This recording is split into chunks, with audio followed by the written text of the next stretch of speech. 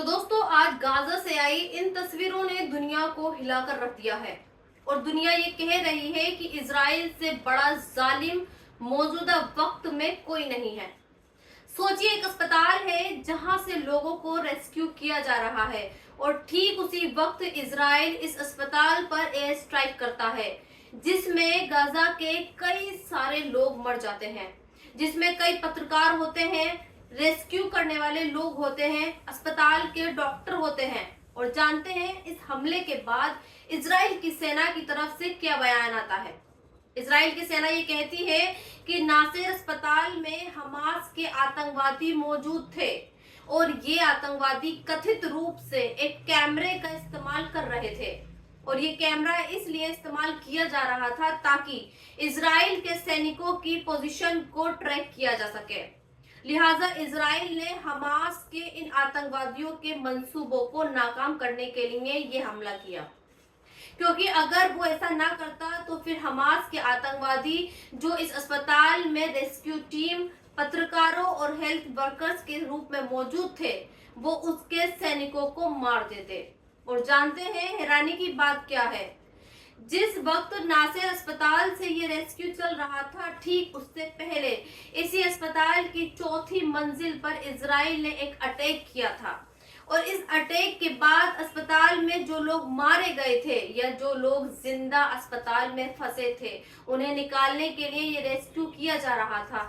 लेकिन इस रेस्क्यू के दौरान इजराइल ने दूसरा जबरदस्त अटैक कर दिया, जिसे इजराइल डबल टैप स्ट्राइक कह रहा है। हमेशा की तरह कुछ लोग इजराइल के इस हमले की ठीक वैसे ही आलोचना कर रहे हैं जैसे वो पिछले 3 साल से करते आ रहे हैं। जब भी गाजा में कोई नया अटैक होता है, सोशल मीडिया पर एक पोस्ट, एक ट्वीट करके लोग अपनी फॉर्मेलिटी पूरी कर लेते हैं। लेकिन आज मैं गाजा के लोगों को कुछ बताना चाहती हूँ जो उन्हें तसल्ली दे सकता है, जो उन्हें सब्र दे सकता है और जो उन्हें ये बता सकता है कि अल्लाह के यहाँ देर तो जरूर हो सकती है पर अंधेर नहीं। अल्लाह ने आप रसूलुल्लाह सल्लल्लाहु अलैहि वसल्लम को 3 बेटे अता किए और तीनों बेटों को बहुत छोटी सी उम्र में ही उठा लिया। और जब आपके तीसरे बेटे इब्राहिम का 18 महीने की उम्र में इंतकाल हुआ तो आपकी आंखों में आंसू थे और आपने कुछ इस तरह फरमाया, आंखों से आंसू बहते हैं, दिल गमजदा है। आंखों से आंसू बहते हैं और दिल गमजदा है, लेकिन हम वही कहते हैं जिससे अल्लाह राजी हो। लेकिन हम वही कहते हैं जिससे अल्लाह राजी हो। ए इब्राहिम, तेरी जुदाई हमें गमगीन कर रही है। सोचिए, आज गजा में कितनी माएं और कितने बाप हर रोज अपने कंधों पर अपने जवान बेटों को और बच्चों के जनाजे उठाते हैं। क्या अल्लाह ये नहीं देख रहा है? एक हदीस में बताया गया है कि इब्ने अब्बास ने देखा कि वो दोपहर में एक ख्वाब देखते हैं और इस ख्वाब में ये देखते हैं कि रसूलुल्लाह सल्लल्लाहु अलैहि वसल्लम के सिर मुबारक और चेहरे मुबारक पर धूल है और उनके हाथ में खून से भरी बोतल है। जब इब्ने अब्बास ने ये ख्वाब हजरत मोहम्मद सल्लल्लाहु अलैहि वसल्लम को बताया तो आपने फरमाया कि ये खून हुसैन और उनके साथियों का है जिसे आप सुबह से इकट्ठा कर रहे हैं। बाद में इब्ने अब्बास को पता चला कि उसी वक्त हुसैन रजी अल्लाह की शहादत हुई थी। इसके अलावा एक और हदीस में बताया गया है कि हजरत उम्मे सलमा ने ये ख्वाब देखा था कि जिसमें पैगंबर मोहम्मद सल्लल्लाहु अलैहि वसल्लम के सिर और दाढ़ी पर मिट्टी थी। जब पूछा गया तो आप सल्लल्लाहु अलैहि वसल्लम ने बताया कि आपने अभी अभी हुसैन की शहादत देखी है। यहाँ मैं आपको ये हदीस इसलिए बता रही हूँ, बहुत सारे लोगों को ये लगता है कि अल्लाह ने गजा की तरफ से मुंह फेर लिया है और वो जालिम इजराइल को बेपनाह छोड़ दे रहा है, लेकिन ऐसा नहीं है। अल्लाह के मसलिहात वही जानता है। इसलिए आज मुसलमानों को सब्र करना चाहिए, क्योंकि आज हर जगह हर तरह मुसलमानों की आजमाइश हो रही है। जैसे आपने इलोन मस्क का नाम जरूर सुना होगा, बहुत बड़ा आदमी है, बहुत ही पैसे वाला है, लेकिन ये आदमी भी आज वो हरकतें कर रहा है जो सड़क छाप लोग करते हैं। कोई एक शख्स है जो डेली मेल नाम का एक न्यूज़पेपर की कटिंग अपने सोशल मीडिया अकाउंट से पोस्ट करता है और ये बताने की कोशिश करता है कि देखिए पाकिस्तान में क्या हो रहा है। पाकिस्तान में पहले एक महिला का रेप होता है, लेकिन वहां पर रेपिस्ट को गिरफ्तार करने की बजाय उल्टा शरिया काउंसिल एक अजीब फैसला सुनाती है और ये कहती है कि अब जिस लड़की का रेप हुआ है उसकी बहन का रेप उसका भाई करेगा, और फिर उस लड़की का भाई उस मासूम बच्ची का रेप 40 लोगों के सामने करता है। इस पोस्ट और इस अखबार की कटिंग को दुनिया का सबसे बड़ा आदमी फौरन अपने ट्विटर हैंडल से रिपोस्ट करता है और महज 3 घंटे में एलन मस्क की इस पोस्ट को करीब 70 लाख लोग देखते हैं। और अब जबकि आप इस वीडियो को देख रहे होंगे तो हो सकता है पाकिस्तान में हुई रेप की इस घटना को करोड़ों लोग देख चुके हों, क्योंकि इस पोस्ट को खुद ट्विटर के मालिक एलन मस्क ने रिपोस्ट किया। खैर, इस खबर पर जब मैंने रिसर्च किया और खुद एलन मस्क के ही एक और सर्च इंजन जिसका नाम ग्रोक है, उससे इस खबर के बारे में सच जानना चाहा तो पता ये चला कि खबर 2017 की है, यानी करीब 8 साल पहले पाकिस्तान के मुल्तान में ऐसी शर्मनाक घटना हुई थी।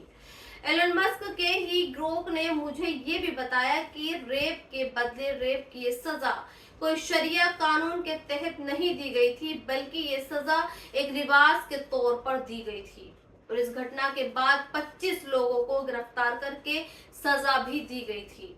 लेकिन आज 8 साल बाद एलन मस्क बिना सच जाने सिर्फ इस खबर को इसलिए रिपोस्ट कर देता है क्योंकि इसमें मुसलमानों का जिक्र है, क्योंकि इसमें शरिया लॉ का जिक्र है।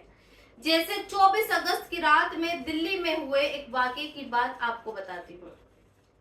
हो सकता है आपने ये खबर देख ली हो, लेकिन फिर भी मैं ये चाहती हूँ कि आप इस खबर को दोबारा सुने और देखें कि आज हमारे देश में गजा की तरह एयर स्ट्राइक भले ही ना हो, लेकिन मुसलमानों पर हर वक्त शक और अलग निगाहों से उन्हें जरूर देखा जाता है। 24 अगस्त की रात को दिल्ली में एक प्रोटेस्ट चल रहा था जिसे द ललन टॉप नाम का एक यूट्यूब चैनल कवर कर रहा था। ललन टॉप की टीम को पुलिस ने हिरासत में लिया और आईडी कार्ड चेक किए। रिपोर्टर रजत पांडे ने अपना आईडी कार्ड दिया, पुलिस ने चेक करके वापस कर दिया, लेकिन जैसे ही कैमरामैन राशिद रिजवी का आईडी कार्ड चेक किया गया तो दिल्ली पुलिस ने एक आईपीएस अधिकारी ये कहते हैं कि इस पर शक है, इसे साथ ले आओ और अंदर ले जाकर पूछताछ करो। अब सोचिए, रिपोर्टर का नाम रजत था और दिल्ली पुलिस ने उसे छोड़ दिया और कैमरामैन का नाम राशिद था, तो पुलिस उसे पूछताछ के लिए ले गई। जबकि किसी भी इवेंट में कैमरामैन का रोल सिर्फ इतना होता है कि वो रिपोर्टर से मिलने वाले इंस्ट्रक्शन को फॉलो करता है। जहां जहां रिपोर्टर जाता है और जैसा रिपोर्टर कहता है वैसा ही कैमरामैन करता है। फिर भी दिल्ली पुलिस कैमरामैन से पूछताछ करना चाहती थी। और अब इस वीडियो के आखिर में आपको असम में मुसलमानों के साथ जो हो रहा है वो भी बताती हूँ। एक मशहूर जर्नलिस्ट राणा अयूब ने एक कॉलम लिखा है। आज आपको इस कॉलम में क्या लिखा गया है वो जानना चाहिए, क्योंकि राणा अयूब पिछले कई दिनों से असम में है और वहां पर मुसलमानों से मिल रही है, उन पर स्टोरी कर रही हैं। राणा अयूब का जो कॉलम है उसकी हेडलाइन कुछ इस तरह से है, how India is earning it's citizens, the action particularly against Muslim threatens the countries democratic foundations. आसान शब्दों में कहें तो इसका मतलब यह है कि भारत अपने ही देश के नागरिकों का वजूद मिटा रहा है और जिस तरह से मुसलमानों के खिलाफ ये एक्शन लिया जा रहा है वो भारत जैसे देश में लोकतांत्रिक नींव को खतरे में डालता है। मैं इस पर ज्यादा कुछ नहीं कहूंगी, लेकिन हाँ, आपको असम के मुसलमानों के बारे में कुछ फैक्ट्स भी बता सकती हूँ। नवंबर 2023 से जुलाई 2025 के बीच लगभग 8,115 मुस्लिम परिवारों को बुलडोजर के जरिए विस्थापित किया गया। ये डेटा टाइम्स ऑफ इंडिया ने पब्लिश किया। भास्कर ने एक रिपोर्ट पब्लिश की जिसमें बताया गया है कि अगस्त सितंबर 2024 के दौरान काशुताली गांव में केवल मुस्लिम परिवारों के लगभग 340 घर बुलडोज करके ध्वस्त कर दिए गए, जबकि हिंदू घरों को टच तक नहीं किया गया। जुलाई 2025 में पैंकन रिजर्व फॉरेस्ट में चलाए गए एक बड़े ड्राइव में 8 मस्जिदों को बुलडोज करके ध्वस्त कर दिया गया।